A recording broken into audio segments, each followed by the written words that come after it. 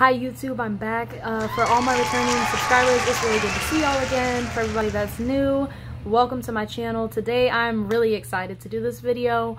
I've been wanting to make this video for like months, okay? Before we get started, don't forget to like this video. Please subscribe. It is 100% free to do those things and it really helps me out. It also lets YouTube know that you like this content so that you can see more whenever I do upload. And please feel free to share this video with anybody that you think could benefit from these tips and from this knowledge. And these days in this economy, I feel like everybody could benefit from this.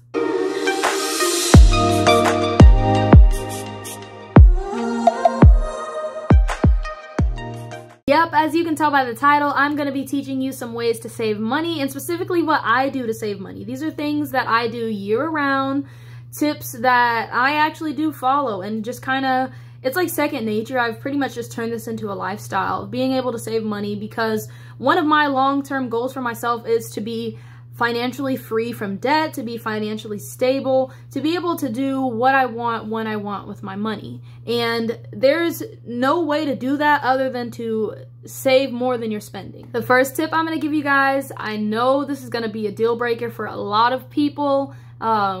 Trust me, but this is just one of the ways that I do save hundreds of dollars by not doing these things, and it's beauty services, okay? I don't spend money on getting my hair done anymore. I know y'all see these blonde tips. At one point in time, I did used to go get my hair professionally bleached. I'm talking like all the way to the roots, like I had a full head of blonde hair, and I was spending at least $500 a year on getting that done, and my stylist was awesome. It was nothing that she was doing that made me stop going to salon. I just realized my hair would be a lot healthier, and so would my bank account if I stopped going.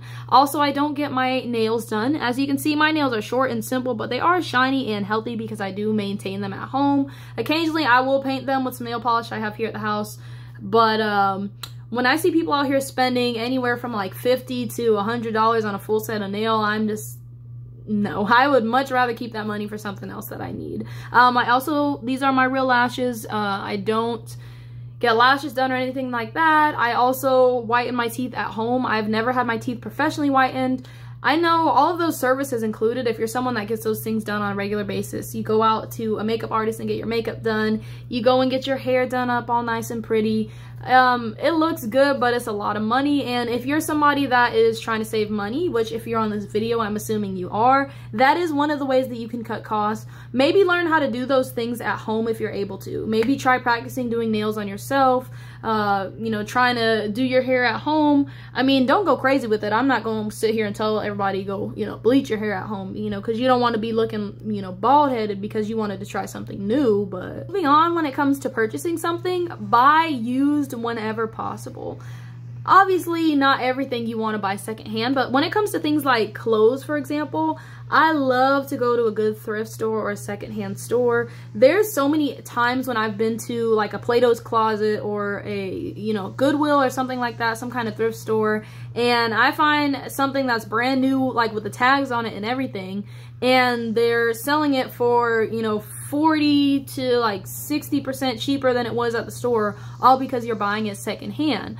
I love getting a good deal when I can, and one of the ways I can do that is by buying used. Or for example, I have a really good friend of mine. I love the way that she dresses, and whenever she's like changing her wardrobe out and she's getting rid of clothes, I will always tell her, like, girl, I will take anything that you want to give me, you know, shoes, clothing, because her stuff's always in good condition and we wear the same size. So I'm not even gonna lie, like at least 30% of my closet is clothing that she's given to me that she just didn't want anymore.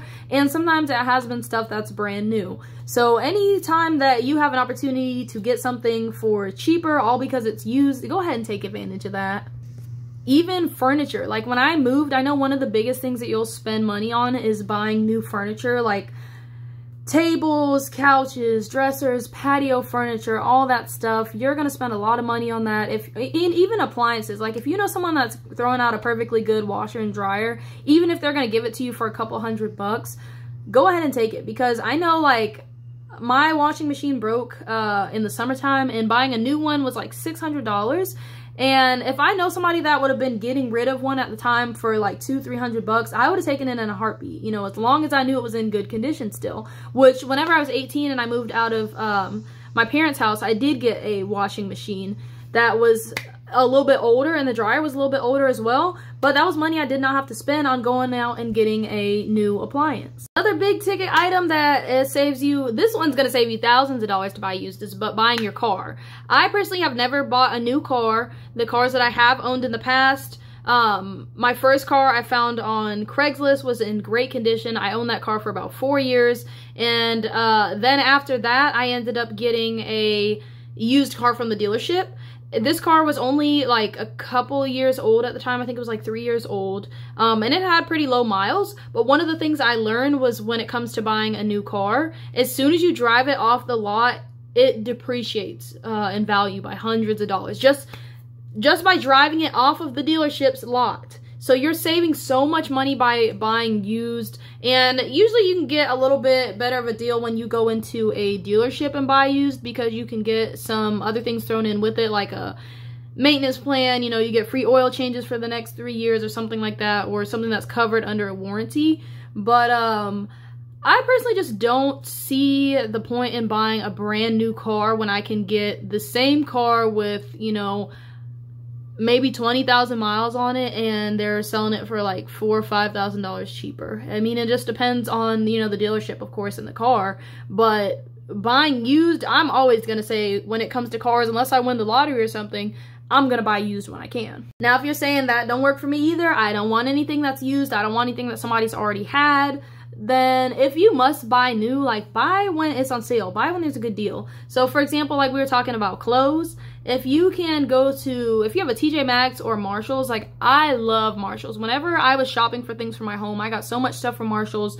When it comes to my perfumes, they have name brand stuff at Marshalls. Like, you can get Gucci and Versace and Tom Ford scents and all of that, you know, even YSL perfumes. I definitely have seen those on the shelf, brand new at Marshalls for, I don't know, because it's brand new, you're not getting like 50% off usually, but you can normally save like 20% off just by getting it at that store because they happen to get it in at Marshalls. Or when I'm at the mall and I'm clothes shopping, I go straight for that sales rack. If you have a pair of shoes that you've been eyeballing, wait a few weeks or even a few days to see if it goes on sale, or even if you can find it cheaper at another store. You know, somebody may have, like, if you're military, you may be able to get something for like 10% off because you have a military ID, whereas this other store doesn't offer a military discount. Or maybe they're having like Black Friday sale, Memorial Day sale, whatever it is. There's always going to be markdowns no matter where you go on something. You just have to be willing to wait for it. And while we're talking about shopping, this hack has like changed my life. Like, this couponing, whenever I was like in high school or even like middle school, I think that show Extreme Couponers was on TV, and you would be watching like the lady at the Walmart and her total is like $300 for groceries, and then after she applies all the coupons, she walked out of that store only paying like $4, or they end up like owing her. I never really was a hardcore couponer because I always thought it was that kind of thing. I thought those people were like obsessively couponing. I thought I had to spend all day and night whenever I was home looking for deals and clipping coupons to be able to save money like that. And then it was really when I turned like 20, I think, that I realized how easy it was, and I just started like looking through local ads. And because everything is electronic and digital nowadays, most of the time you don't have to clip most of those coupons from a physical like newsletter insert. Usually you can find those on apps because the stores have gotten smarter and they know more people are using their smartphones when it comes to shopping, so they're going to put those deals on their apps as well. Like, for example, I know that like stores that have an app that will post coupons on there, like Target is one of my favorites. They have like Target Circle app, and you actually get like cash back, I believe, for a certain percentage that you spend there. Winn-Dixie, they have coupons online. Also, their like weekly ad is always online. Publix is the same way. CVS, like, I probably save hundreds of dollars at CVS. I'm at CVS on a weekly basis because they're always releasing new coupons and like really good ones. Sometimes I'll get coupons for like 40% off like your entire purchase or whatever, which if you go in there and you buy $100 worth of stuff and you just saved 40 bucks, like that's a steal. Also, Dollar General, and those are like the main ones that I go on to like save money on their apps. But when it comes to my grocery shopping and just like personal care items, I almost always have a coupon for something on my grocery list, like every single week. Or I'll just sit there and go through like the ads that circulate every week. Like Publix is a good one. If you have a Publix in your city, you are very lucky. They frequently do like buy one, get one free deals like that. So when I do plan my grocery list, I'll plan around like what's on sale. Or I don't mind like going to multiple different stores. Like I may do half my grocery shopping at Walmart one day, half my grocery shopping at Publix the next day, or then maybe, you know, go pick up some things from Target, just depending on like what's on sale. I know it is convenient to get everything all at one store, but if you can find, like if I can find a better deal, I don't mind going to multiple different stores or multiple different shopping trips to get the best deal.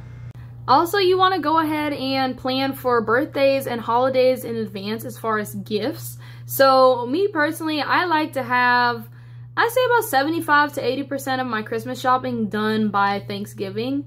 I don't really like to cram everything in at the end of the year because these stores will have all these holiday sales, especially like Black Friday, making you think you're saving a lot of money. But really you save more if you shop throughout the year. Like if it's summertime and I see that, you know, like for example, my mom's birthday is in the summertime and I see that somebody's got something that she may really like and they have it for a really good deal, I may go ahead and get that. And, you know, even if it's like a month or so before her birthday, I'm already thinking about ways that I can save money as opposed to trying to go out and get a last minute gift for somebody. So like for example, Christmas time, if you wait until, you know, you start hearing Mariah Carey on the radio at the store, you are already too late because you're trying to go shopping at the same time as everyone else. You're trying to cram it in and you're just getting whatever you can because you only have a few weeks or a few days left to Christmas shop.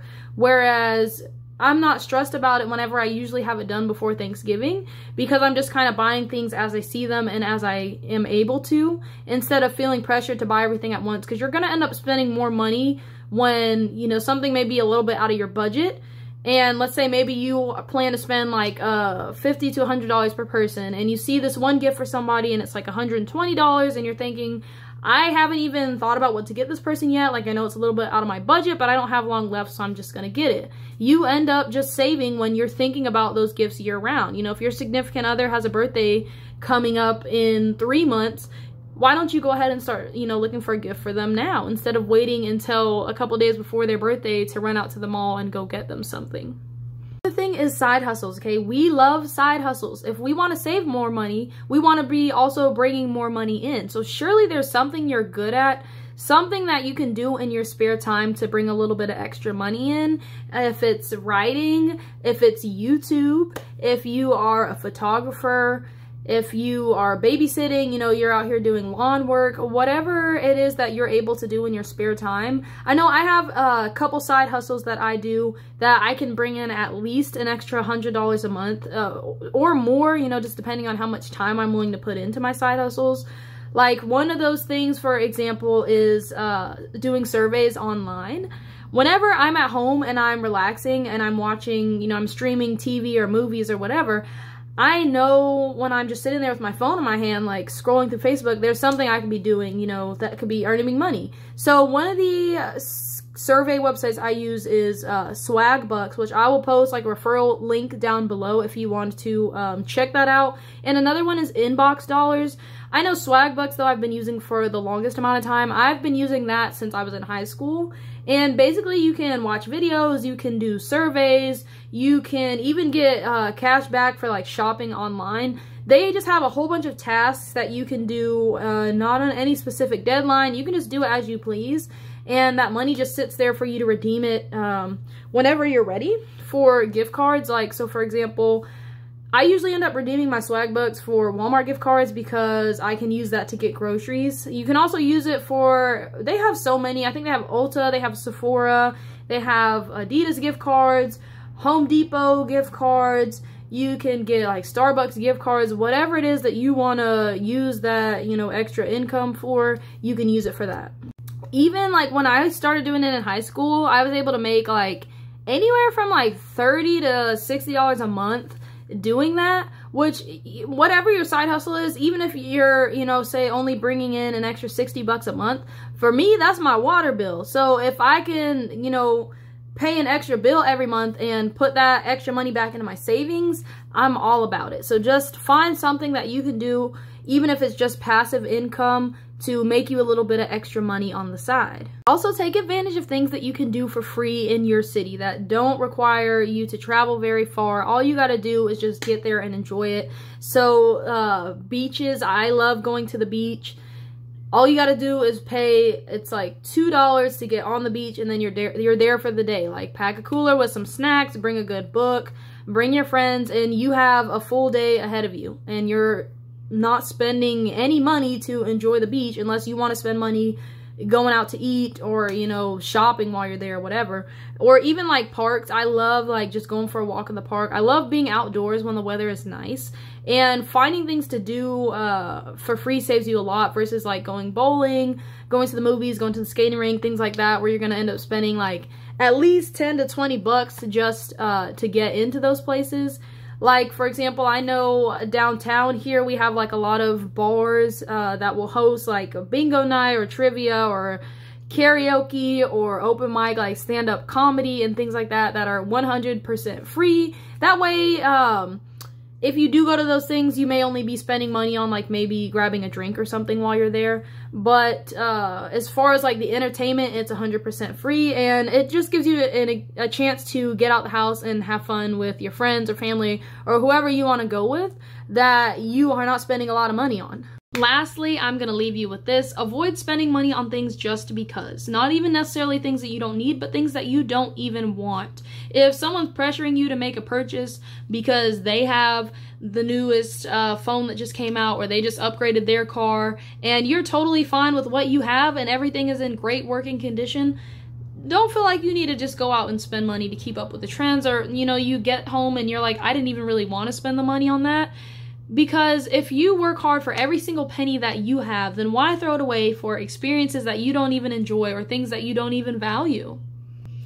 My whole purpose of sharing these tips with you guys is so that you can save money to spend it on things that you enjoy or things that are valuable to you, okay? It's totally up to you. Like I said, everything on this list may not be feasible for everybody. Everything on this list may not work to save money for everybody. But if it does, that puts more money in your pocket for later down the road whenever you do find that purchase that you are not willing to compromise, you're not willing to get it secondhand, you're not willing to get it on sale, and you just really want that thing, then you don't feel bad about it because you've saved money all year long and you have earned it.